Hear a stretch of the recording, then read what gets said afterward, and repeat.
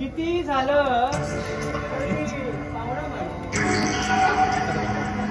या घराला पाहुणा असलास ना तरी या गावाला पाहुणा नाही. शिवाय माझा आनंद असा होता कसा आहे आणि असा का झाला हे चांगलंच माहितीये तुला. अरे बापरे, अगं तू तर एकदम चिडलीस माझ्यावर. हे बघ नंदा, माझ्याबद्दल जर तुझ्या मनात काही गैरसमज झाला असेल ना तर तो पहिल्यांदा काढून टाका. अगं आनंदचा मी एक चांगला मित्र आहे आणि आता सुद्धा तो 2 दिवस दिसला नाही कुठे, म्हणून इथं आलो होतो. मी इतकी दुधखोरी नाही सर्जेरा, चांगली ओळखते तुला. तू आनंद भाऊचा मित्र आहे किंवा सत्य, पण मित्रांमध्ये सुद्धा फार फरक असतो. म्हणजे तू मला कोण समजते? ते तुला चांगलंच माहितीये.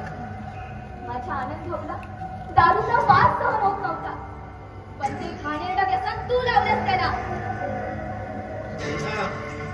हा भलताच आरोप तू माझ्यावर करू नकोस.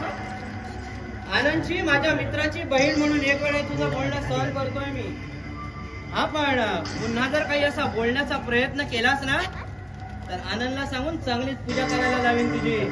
त्याच्याशिवाय कोणतं चांगलं काम होणार आहे का तुझ्या?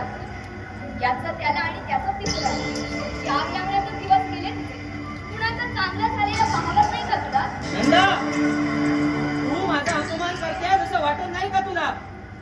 अगं कुणाला काय बोलतेस याचा नीट विचार कर.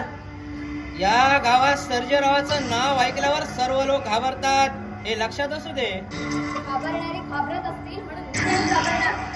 दुसऱ्यांच्या सुखी संसारावर विषारी वेळखा टाकणारा विषारी साप आहेस तू. नंदा, पण एक दिवस असा येईल ना ज्या दिवशी या सापाचं डोकंच ठेचलं जाईल. वा, छान.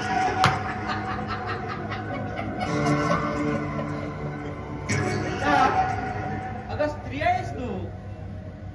पुरुषाबरोबर बरोबरी करण्याचा प्रयत्न स्त्रीने कधी करू नये. सर्जेरा, उगीच पश्चाताप करीत बसण्याची पाळी येते. आणि म्हणून सांगतोय, या सर्जेरावाच्या भानगडीत तू न पडलेलं बरं. कशाला आलास तू इथं? कशाला आलास इथं?